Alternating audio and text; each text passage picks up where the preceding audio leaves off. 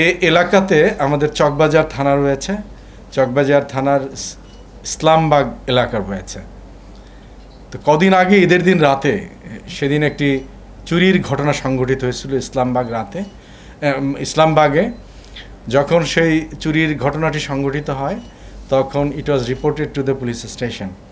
যখন থানায় রিপোর্ট হয়, মামলা রুজু করা হয়, আমাদের চকবাজার থানা এবং লালবাগ ডিভিশনের উপ পুলিশ কমিশনার এবং তার টিমের যে অন্যান্য যারা সদস্য ছিল তারা অত্যন্ত সক্রিয়ভাবে এই চুরির ঘটনাটি তদন্তে নামে এবং তদন্ত করে তাৎক্ষণিকভাবে তারা ২০ তারিখের মধ্যে, অর্থাৎ ১২ তারিখ থেকে ৬-৭ দিনের মধ্যে তারা ৭ জন চোরকে ধৃত করে।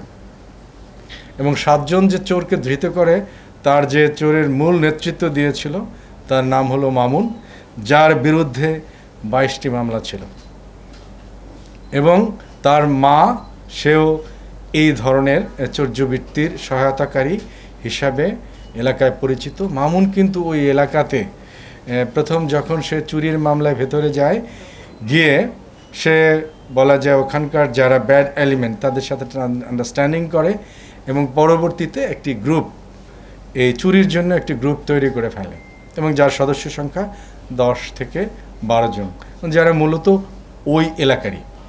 এবং এই যে মামুনের নেতৃত্বে যে গ্রুপ তৈরি হয় এটি মোটামুটি ওই এলাকাতে মামুন বাহিনী নামে এক ধরনের পরিচিতিও লাভ করে। এই ১২ জনের যে টিম কখনো একত্রেও তারা অপারেশন করে থাকে, আবার কখনো সেগমেন্টেড হইতে গ্রুপ সাব গ্রুপ করে ২-৩ ভাগ হয়েও করে থাকে।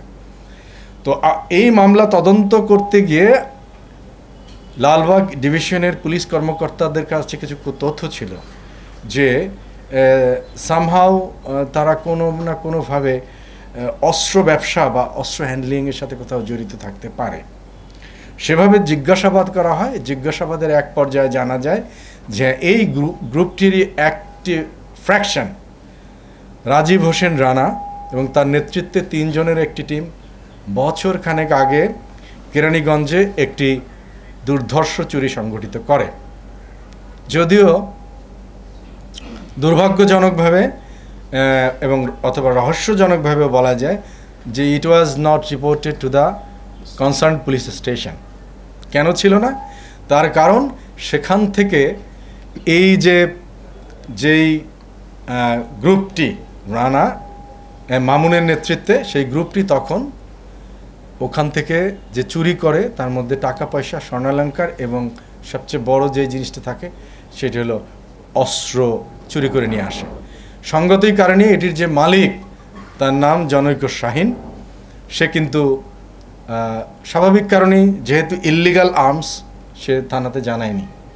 তো এরপরে আমাদের অ্যাডিশনাল এসপি এডিসি শফিক এবং তার নেতৃত্বে যে টিম ডেপুটি পুলিশ কমিশনারের নির্দেশনায় এরা কাজ করে এবং এই শাহিনকেও ধৃত করে। ধৃত করার পরে ২২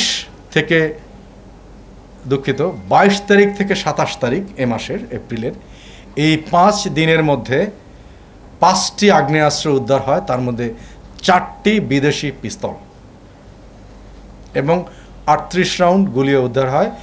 এতদ সংশ্লিষ্টতায় সরাসরি ৫ জনকে গ্রেপ্তার করা হয়। যে ৫ জনকে গ্রেপ্তার করা হয় তার মধ্যে শাহিন রয়েছে এবং যে ৪ জনের কাছে ওয়েপন পাওয়া যায় তাদের একজন হলো রাজীব হোসেন রানা, সুজন, মানিক এবং পারভেজ। এদের মধ্যে সুজনের কাছে ২টি আগ্নেয়াস্ত্র পাওয়া যায়, রানার কাছে একটি, মানিকের কাছে একটি এবং পারভেজের কাছে একটি। এখানে উল্লেখ করার মতো যে রানার বিরুদ্ধে 10টি মামলা রয়েছে, সুজনের বিরুদ্ধে 1টি মামলা, মানিকের বিরুদ্ধে 4টি মামলা এবং পারভেজের বিরুদ্ধে 2টি মামলা রয়েছে। পূর্বেই উল্লেখ করেছি যে 22টি মামলা রয়েছে আমাদের যে মামুন বাহিনীর যে দলনেতা মামুন, যাকে ধৃত করা হয়েছে তার বিরুদ্ধে।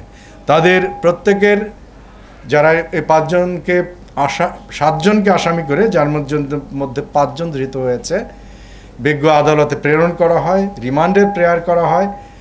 মোটামুটি 2 দিন করে রিমান্ড বিজ্ঞ আদালত মঞ্জুর করেছে একজন জুডিশিয়াল ডিপোজিশন দিয়েছে বিজ্ঞ আদালতে এবং বাকিদেরও জিজ্ঞাসাবাদ করা হয়েছে, যথেষ্ট তথ্য তাদের কাছ থেকে পাওয়া গিয়েছে। তাদেরকে তারা এখন জেল হাজতে আছে, আর দুজন বাইরে আছে, আমাদের হাতে নেই, গ্রেপ্তার নেই। তারা কারা আমরা এখন না বলি, আমরা দেখি তাদেরকেও ধৃত করতে পারি কিনা। যদিও একজন বোধহয় অ্যাট এ লার্জ, সে হয়তো দূরে আছে, তারপরে আমাদের প্রচেষ্টা থাকবে যে কোনোভাবে ধৃত করা যায়। তা আমরা মনে করি যে সম্মানিত মহানগরবাসীর নিরাপত্তার জন্য এটি অত্যন্ত গুরুত্বপূর্ণ একটি দায়িত্ব পালন করা হয়েছে। একটা অত্যন্ত পটেনশিয়াল এফোর্ট লালবাগ ডিভিশন দিয়েছে, এবং যে কারণে অস্ত্রগুলো কিন্তু ব্যবহার হতে পারত আমাদের ইনোসেন্ট মানুষের অ্যাগেনস্টে, অথবা কোনো যে মানুষ যারা ব্যবসায়ী বা অন্য কোনোভাবে বা রাজনীতিবিদ সেসব জায়গাগুলোতে। তো সেই কারণে আমি মনে করি যে এটি একটি ভালো কাজ হয়েছে, যেটি আমরা লালবাগ ডিভিশনকে, ডেপুটি পুলিশ কমিশনার সহ সকলকে আমরা অ্যাপ্রিসিয়েট করছি ঢাকা মেট্রোপলিটন পুলিশের পক্ষ থেকে।